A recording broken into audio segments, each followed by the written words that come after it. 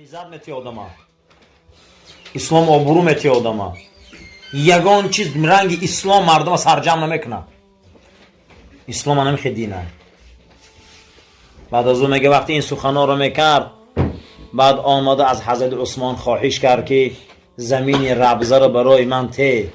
بعد حضرت عثمان میگه خط نوشت که برای ابوذر زمین ربزه رو ته، ربزه باغستانی در بیابان بود.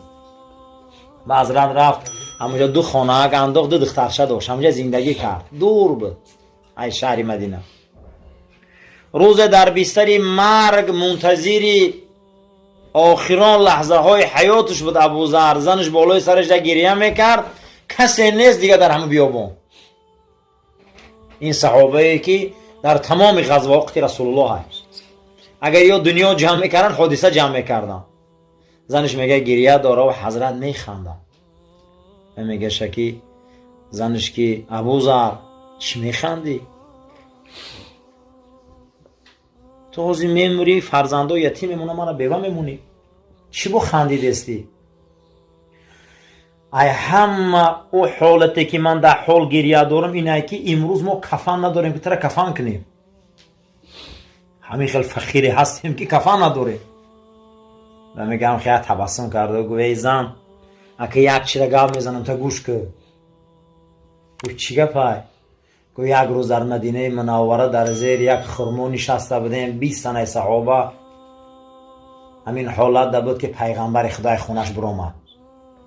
پیغمبر رنگ محتاب خوشرو بود امروز پیش ما اومد، همین قدر زیبای، همه من خستیم سرامون خم. بعد از اون میگه همین خیلی خرسندیش ایست کردیم. نگاه کرد و گفت در بین شما یک تن در بیابان میموره، کفن او را و گور و چوب او را یکی از دوستای خدا میکنه. همین خیلی گفت میگه خانهش در اومد. ای همو 20 تن گفت 19 تاش مردگی گفت فقط در مدینه مردیان، در نعمت مردگیان. ای همون 20 تن گفت یا من مردگیم تمام، همین بودیه ده منو گفت امروز. من در معجزه پیغمبر گفت هیچ مال شک ندارم این حقی گفت کدام دوست خدا هزی میبیگو خونه ما که هموتا کاروانی بزرگ عبدالله ابن عمر میگذشت. که از عبدالله میپرسه که این خونه که خونه فقیران در بین باغ؟ گفتن خونه ابوذر. حضرت بشه تاجر کلام بود. بگو کاروان گردانه من یگان روزی عمر ما پدر ما به ابوذر دیدگی نیستم، دوستی عمر بدوتم یا زیارتش کنی. حضرت عمر میگه درآمد که ابوذر در کام مرگ عبدالله هم دستش قپید هم سیله کرد سرش. بعد از اون نصیحت های آهسته آهسته ابوذر به گوش عبدالله میرسه. عبدالله ما شمشیرتای در غلاف بودیم در پیش رسول الله، چه خیلی میخواست ما را میکشید. ما در رای اسلام یگان مراتبه درها نبودیم، ما درویه نبودیم، ما مردک بودیم. امروز روز فرا رسیده، روز امتحان، ما هم زندگی را گذراندیم لیکن یگان مراتبه دین مونا آیین مونا پس نکردیم. دو نصیحت دارم. معجزه رسول الله را من دیدم که تو آمدی، تو مردی اولیای خدا بودی. رسول الله را گفتگی. دویم من در درنک آغلم یک خوچ یک گوسفندی نر دارم. همین را خیلی سبونی کردم. وقتی که من از دنیا میگذرم من کفن میکنی همون قشقارم در همینجا میکشی. ابن کثیر میبیوره همین را طعام میپزی و میخری، در حق من دعا میکنی و میگذره میری. ابن کثیر در بدایت نهایه میبیوره میگه حضرت عبدالله کفن کرد، گور کرد، چوب کرد، همون قشقار کش در همونجا طعام کرد خوردن. در همونجا به شارح میبیوره که صحابه حرام خور بود. این طعامی بعد مرده. روایت ابن کثیر. خود ابوذر میگه می گوسفند کشه. برای همین مرده ها رو فراموش نکنه در دعاهاتون، مرده ها رو فراموش نکنه در طعاماتون، هیچ گم نداره.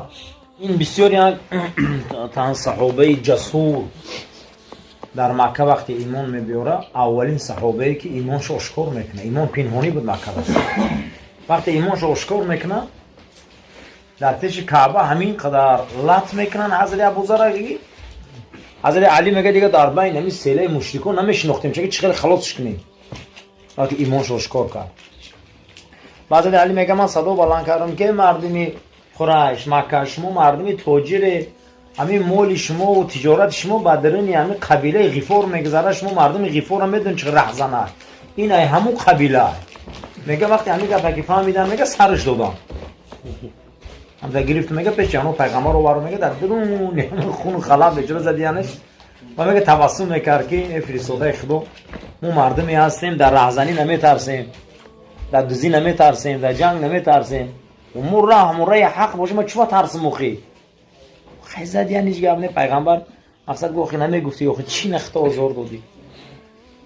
همین صحابه به درجه بزرگ بود که جناب پیغمبر زاهدش میگفت همین قدر با تقواترین صحابه بود ابوذر. یک روز در حضور نبی کریم صلی الله علیه و سلم شیشت پیغمبر خدا و نصیحت کرد ابوذر اومد گفت اوصینی یا رسول الله، ای فرستاده خدا نصیحتم نمیکنی به کلمتین یا دو سخنم نمیگی حتی اعمال همین سخنات خدی عمل کنم داخلی بهش روم، اگه نصیحت کن که همین بهش روم نخه آدم میگه که یا نصیحت کن که همین رحی روم، حضرت بیا نصیحت کن که بهش روم. جناب پیغمبر صلی الله علیه و سلم در چهره ابوذر نگاه کرد و گفت که ابوذر یا ابوذر وقرأ القرآن، یکم عملی بهشتی ها خواندن قرآن بوده و اذکر الله یاد خدا. تو گو یاد خدا کنی و ابوذر تو اگر ذکر خدا کنی و قرآن خوانی ینور الله علی وجهک، خداوند در روی تو نور میتیه. آدم برای خوشرو کردن روحشون از او یک پرفیومر میدرویم ایجام جینجاگ نشوه، ایجام روز شوه، ایجام میت شوه، ایجام اون شوه. پیغمبر میگه شما یاد ایمان کنه قرآن زیاد خونه میگه چهرات نور پیدا میکنه روشن میشه. جناب پیغمبر صلی الله علیه و سلم گفت که روز قیامت من امت ما از اثر طهارتاشون میشناسم، همین کجای ده آب طهارت رسگو همین جا نور میبرو. حتی صحابه بعد طهارت میگن و روحشون همیته میکنه تناشون میمولیدن کمی آب طهارت زیادتر رسه. طهارت در همین دنیا زیاد کن خود چهرت خوشرو میشوه. بعد از اون ابوذر وقتی که این امر گفت که خداوند در چهرت نور میتیه، در روحت نور میتیه، در قلبت نور میتیه، بعد از اون حضرت میگه بسیار میگه همین انسان اشتیاقش بلند شد یگوی نصیحت عجایب گو وزیدنی یا رسول الله زیادش نمیکنی و یکون دیگه هم گو یکون گپی دیگه نمیگی که جناب پیغمبر میگه نگاه کر ابوذر گفت که قل الحق ولو کان مرا، حقیقت گو ابوذر بچند تلخ هم باشه، ای حق نترس، ای حق هیچ مال نترس بود. همین مردم ده میخواهن نمیخواه حق گوزن شد، اگر حقیقت تلخ هم باشه گو گوزن ده مردم. بعضی حالاتوی هست که حق سر آدم میخوره نگیم گو نترس. بزرگترین جهاد همون جهاد بوده که در حالت ناعدالتی تا حق میگی، یعنی بزرگترین جهاد بوده. حتی میدونی که همین منطقه ناحق ناعدالت های نگه تو دروش میبروی میگه که این کاری نمیخیله، همین انسان ها مجاهد به دستی هم وقتی در زبانشان حق گویه. حتی رسول اکرم صلی الله علیه و سلم در حدیث صحیح گفته از بزرگترین جهادهای خدا همینه که آدم در پیش انسان ناحق حق میگه نترسیده. گو ابوذر انا میخیل گو حق تلخ هم باشه بچم گو. بعد از اون میگه گفت که وزیدنی یا رسول الله، چی جو میکنه که زیادش که باید اون نصیحت دیگه باشه. جناب پیغمبر صلی الله علیه و سلم گفت که ابوذر همیشه آدمای یک درجه خودت پایان و فقیرا خودی خوراک خوردن یاد گیره، سراغ آدمای صغیره و یتیم و فقیر خودی اجویش این اوقات خور. زیرا کسی خودی آدمی فقیر و کمبغل اوقات خوره و آدم تکبر نیست. کوشش کنی خودم آدمای فقیر چای خری و دل شکسته، آدمای فقیر و آدمای کمبغل دل شکسته میشوند و پروای دنیا ندارن. حتی که صفت رسول اکرم صلی الله علیه و سلم عن انس بن مالک قصه میکنه، میگه جلسه کالعبید، پیغمبر در زمین میشیشت رنگ غلامو میشیشت، غلام چخه میشه من کارگرا میگه نگاش میکردیم پیغمبر میشه عادتا بسیاری وقت میگه در همین پای راستشون میگن میگه تکیه کرده میگن خمیشتن جلسه کل عبید رنگی ان میگه آدمای برده ها میشیش کارگرا بوری میگه میشیش بسیاری حالت میدیدیم شه قدی آدمای فقیر و نادار و کارگری بازار که آدمای خیلی فقیرن هم قدی نام میخور میگه و یا نمیشناختن شه این میره وقتی نان میخورد قدی ما صحبت میکرد و یا قدی خنده کرده میشیش میگه اینو آدمای هستن که قلبشون صافه اینو بسیاری چیزا نمیدونن میگه ابو ذر میخوای همیشه فقیر و ناتوانو قدیشه چای خور او را کفتاشون قاب دیلتهیشون که اگر این خصلت در تو باشه هم خیلی آدم را دوست داری پروردگار قلبت را کبر دور میکنه بعد از او گفت که فرستاده خدا زیادش که اکنون فوریدم که عملای بیشتی همین بده و ابو ذر کدام خیشت که قدیت قهری میکنه تو یکم رفت اشتی که وای قهری میکنه تو یکم رفت اشتی که زیرا خدا گفته که کسی با خیش تبارش اگر اشتی میکنه با خدا اشتی کرده کسی با خیش تبارش قهری میکنه با خدا قهری کرده همین خصلت بار نپر توی قبول تام نکردن تو نگه راه حولش مجبور درو سلام که خطیش و خیشی تا و تباری تا بعد از اون میگه وقتی این گپ گفت میگه گفتم فرستاده خدا آخران نصیحت کن مکر میگه حضرت گفت که کلمه لا حول ولا قوت را ابو ذر زیاد گو این کلمه گنجینه از گنجینه های زیر عرش خدا هست این یکی از گنجینه های پنهانی هست که شما نمیدونه کلمه لا حول ولا قوت الا بالله همین کلمه را زیاد گو حتی که حضرت شاه انور شاه کشمیری در شرح حدیث گفته که لا حول ولا قوت این تازیانه ابلیس است و رای هر خر اسب قمچین است قمچینی شیطان چی بده؟ لا حول مادام کلمه رو میگفتی شیطان رو قمچین خود زنجه دفع میکردی لا حول ولا قوت گنجینه از گنجینه های بهشت است بعد از او حضرت میگه لا وضعتم سیف علی عنقی اگر همین شمشیر در گردن من مونی سری من گیرد بره کو من هیچ محل از حق گفتن دست نمیکشم پیش حضرت معاویه میره و خودتی شام ای همین زده پیش معاویه میره حضرت ابوذر که حضرت معاویه قصر کرد یعنی دیگه اسلام که اوج شکو میگه نگاه میکرد میگه شما بزچرانا و سسمارخورهای بیابان بده این رسول الله شما رو به ایزد آورده رسان هیچ نبده شما اطاعت پیغمبر دنیاگیرتون کرد مغرور نشوه ای حد نگذره این عزت اسلام های حضرت معاویه میگه سرش نمیبرداشت میگه وای ابوذر حضرت معاویه ملک اسلام بود امیر عالم اسلام بود ای دنیا سه تقسیم یک تقسیم دستش بود می اومد رو بروش میگه اسلام عزتان داد تا روزی که اسلام آمدگی نبود در این سرزمین در یاد هیچ کس نبوده شما سوسمار شکار میکرده امروز اسلام شما را عزت داده الحمدلله اگر ما مسلمان شویم ما به خاطر کلمه شهادت جمع شویم ما یکدیگرمان را دوست داریم قسم به خدا ما هم عزت داریم خوشا به حال انسانی که به شریعت زندگی کنه خوشا به حال انسانی که رسول الله دوست داره 3,500 معجزش آشکار بوده جناب پیغمبر یکی از معجزاتش همینه که محتاب دو بولا کردن یگان پیامبری کار نکردن روز جمعه بگی شنبه میشود این پیامبر در این شب 7 آسمان و جنت و دوزخ پیش خدا و صحنه ها را و چی میگم ما همش از نوری و رسولیم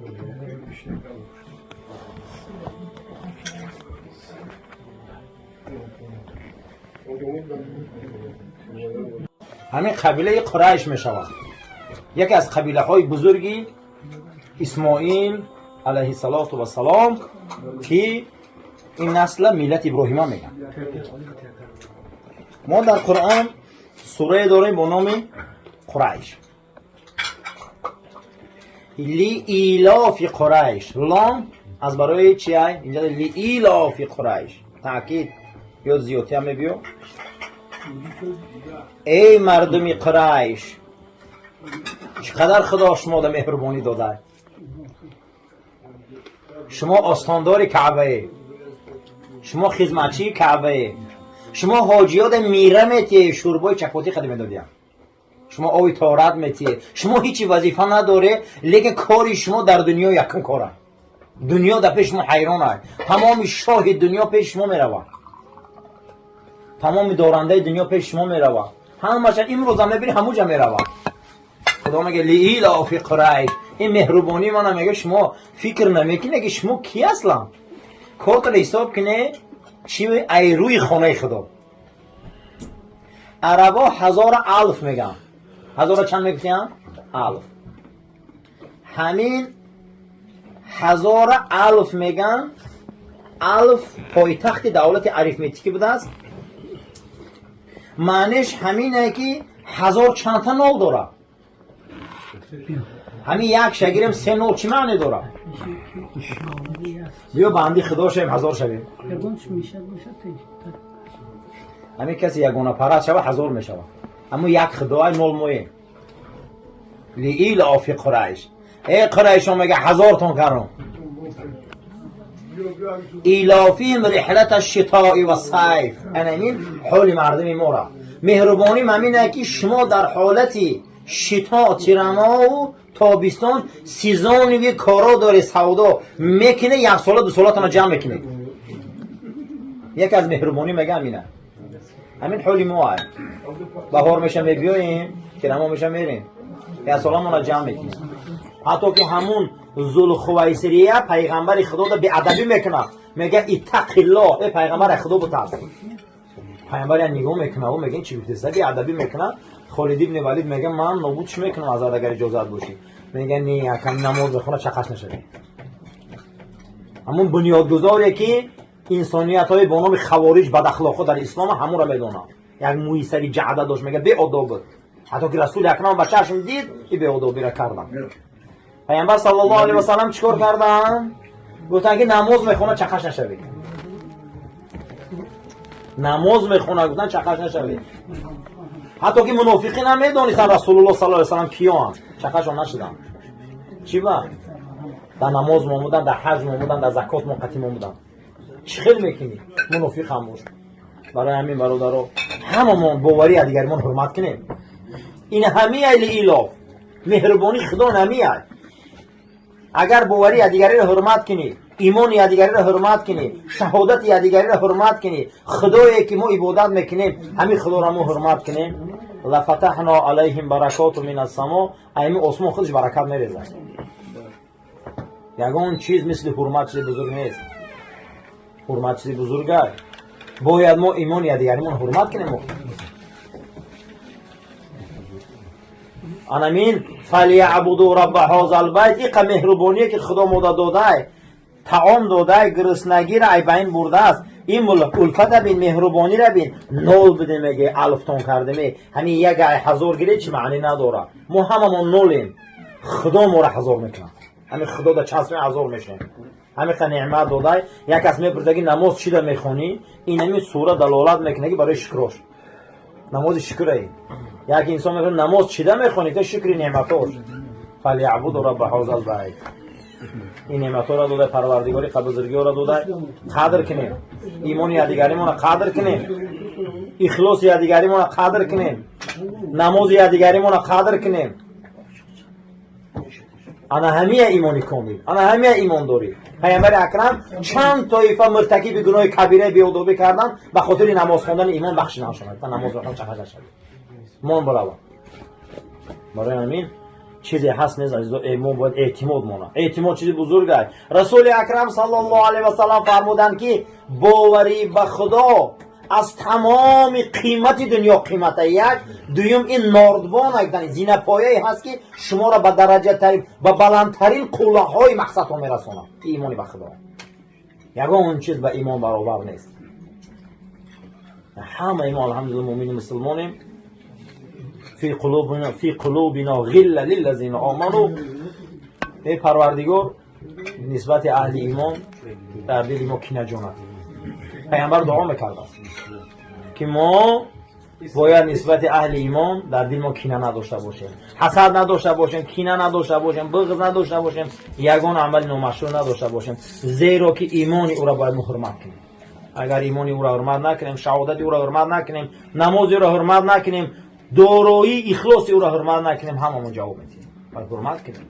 چگونه که رسول الله حرمت کردن، نماز رو حرمت کردن، همون مرد بیادب چی نگفتن، چه خشنش جوابش دید، نماز میخونن.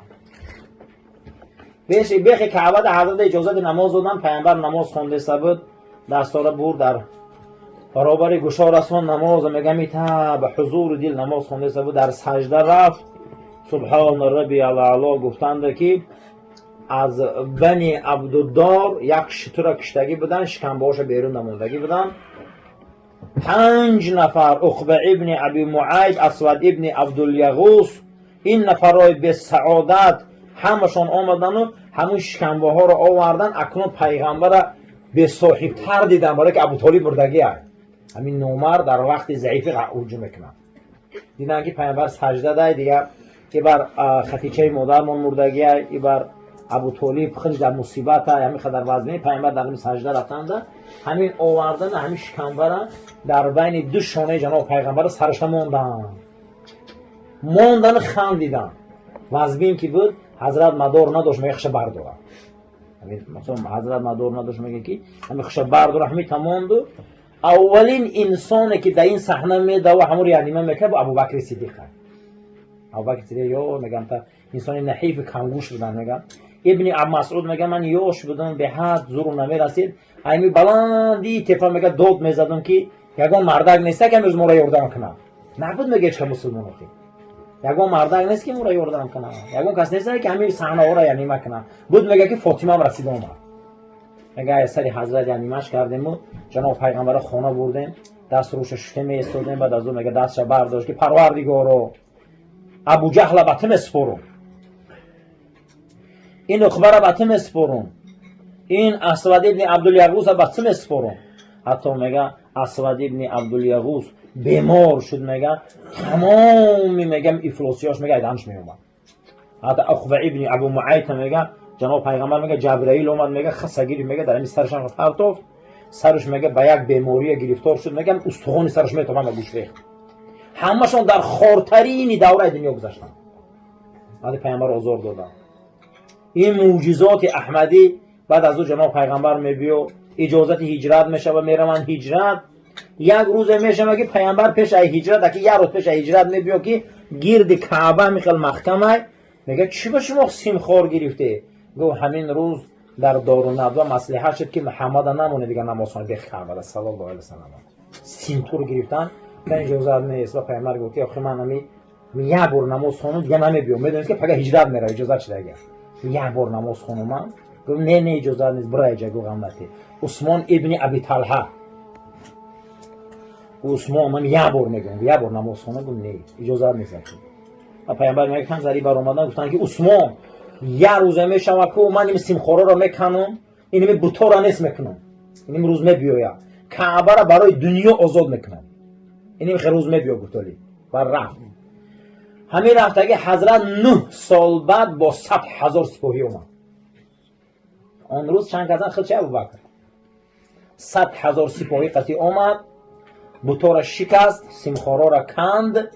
گفت که کلید دست کیه؟ گفتن در دست عثمان ابن ابی طلحه. گفت بیارش کن وقت شما 9 سال پیش چی گفته بودم تا عثمان ای دست میگیرم کلید بدیجا همون کلید گاز قلف داره که همین عثمان میگن در دست هم کلید خبیدگی ایزو کشید، میگن که ایزو کشید، لیکن میگه درنکی رسول اکرم در ایمان آوردگی به زبان نگفته دیگه، دلش ملایم میشه که میگه وقت میگم کلید دراز کرده، همین کلید جناب پیغمبر خپید، ای دست عثمان جدا نشدند که آیه مبارکه قرآن آمد که ای پیغمبر عد الامانات الی اهلها، ای پیغمبر امانتی که در دست عثمان ابن مظعون بود به سوی عثمان گردانته، ای کار دفت نمیزی بود.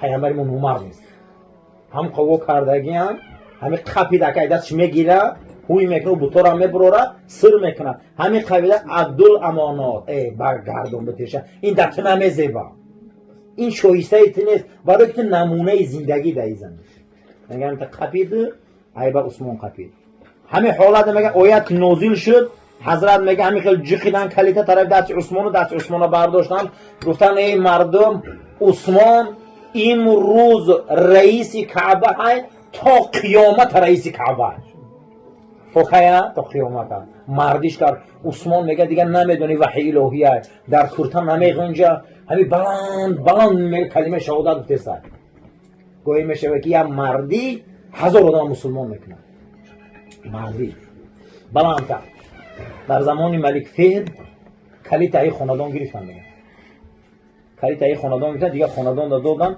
همون شب رسول اکرم صلی الله علیه و سلم میگه همون قصر ملک فهد در اومده در خوش بدورش کرد بخیر از ایجاد کلیت برده در خاندان عثمان میته که ویا را خدا معلوم کرده گه تو کیه دستی ویا میگیری این وظیفه را خدا داده گه پگه میگه با همون شورا را جمع کرد کلیت آورده دست دو امروز حاکمای سعودی پیش خاندان میرن که به کعبه رو بیتون و رسول الله وظیفه را داد کیه دستی ویا میگیره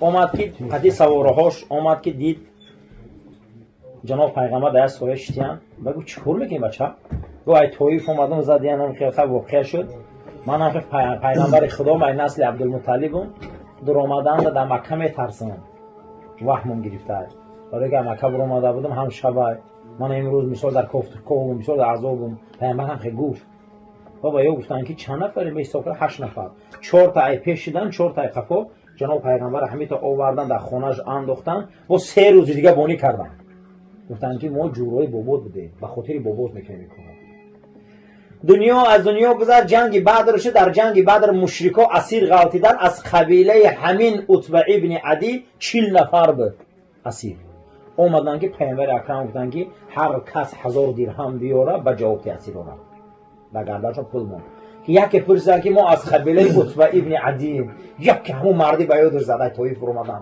گفت کدوم قبیله گفتن عتبه ابن عدی پیامبر میگه پرچه خجر دلوف کشیده دستاشون رو گرفت گفت کاش که عتبه زنده میشد میروز اگر یک کلمه گم میزد تمام اسیری بعد را خلاص میکردم شیر کذا جواب تیگو همین مردی را گو من دا کردگیه که وقتی من غم داده بودن من آورد 3 روز دیگه بونی کرد جوان مردی دین نداره مردکی دین نداره و مشرک بودن